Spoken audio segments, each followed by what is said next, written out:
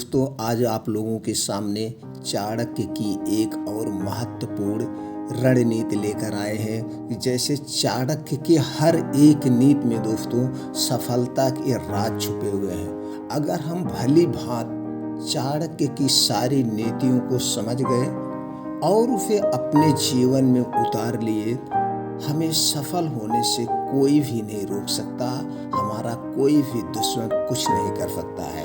तो आज हम चाणक्य की कुछ और नीतियां आपसे शेयर करेंगे।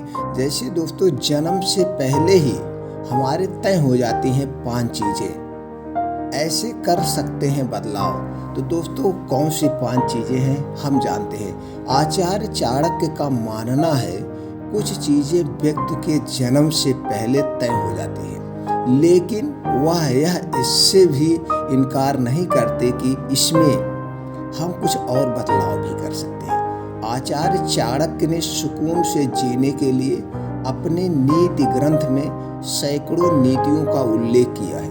उन्होंने अपने नीति ग्रंथ में बताया है कि किस तरह प्रत्येक व्यक्ति के जीवन में 5 बातें उनके जन्म से लेकर जन्म से पहले और निर्धारित हो जाती हैं। साथ ही वह यह भी बताते हैं कि किस प्रकार कर्म इसमें परिवर्तन भी किया जा सकता है। अगर आपके कुछ कर्म अच्छे हैं तो इस नीतियों में आपके बदलाव भी हो सकते हैं। आइए आज हम जानते हैं कि वह कौन सी 5 बातें हैं जो जन्म से पूर्व ही निर्धारित हो जाती है। आचार्य चाणक्य अपने नीति ग्रंथ के 4थे अध्याय के पहले भी श्लोक में कहते हैं, वह श्लोक में कहते हैं कि आयु, कर्म, धन, संपत्ति, विद्या और मौत, ये 5 चीज़ें उसी समय निर्धारित हो जाती है। ये 5 चीज़ें उसी समय निर्धारित हो जाती है जब मनुष्य गर्भ में आता है। सामान्य तौर पर इसमें कोई बदलाव नहीं होता है। और दूसरा बताते, कर्म को नकारा नहीं जा सकता है। चाणक्य आगे यह भी कहते हैं कि कर्म मतलब पुरुषार्थ को नकारा भी नहीं जा सकता है। यही सबके मूल में है, जिसे प्रारंभ कहते हैं। शास्त्रों में कहा गया है कि व्यक्ति का प्रथम कर्तव्य कर्म करना है। वह कहते हैं, देखने में आता है कि यदि संकल्प पूर्वक किए गए कर्म से इन सब में भी बदलाव किया जा सकता है। इसी के आगे चाणक्य एक और श्लोक में कहते हैं कि वह इस श्लोक में कहे हैं कि मनुष्य का जीवन 4 मुख्य उद्देश्यों के लिए बनाया गया है।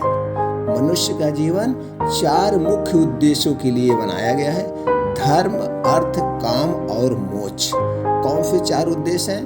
धर्म, अर्थ, काम और मोक्ष। जिसे इन चारों में से एक भी चीज नहीं मिल पाती, उनका जन्म केवल मरने के लिए हुआ है। आचार्य चाणक्य कहते हैं कि व्यक्ति को कर्म करके ही संपत्ति अर्जित करनी चाहिए। दोस्तों, ये चाणक्य की नीति आपको कैसी लगी हमें कमेंट बॉक्स में जरूर बताएं और चैनल को सब्सक्राइब कर लें। इसी तरह की चाणक्य की जितनी भी नीतियां हैं सारे हम एक एक करके अपने चैनल पर लाते रहेंगे। इसके लिए चैनल सब्सक्राइब करके बेल आइकॉन का बटन ऑन कर दीजिए, जिससे हर एक वीडियो की नोटिफिकेशन आप तक पहुंच जाए।